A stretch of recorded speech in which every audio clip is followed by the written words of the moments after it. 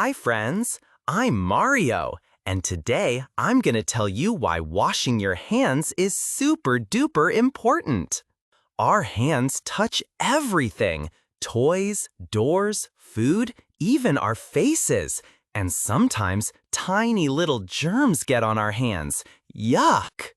Germs are so small we can't even see them, but they can make us sick, like giving us a cold or a tummy ache. But don't worry, there's a superhero move we can all do. It's called washing our hands with soap and water. Just turn on the water, get your hands wet, add some soap, and scrub. Make bubbles and wash between your fingers, under your nails, and the backs of your hands too.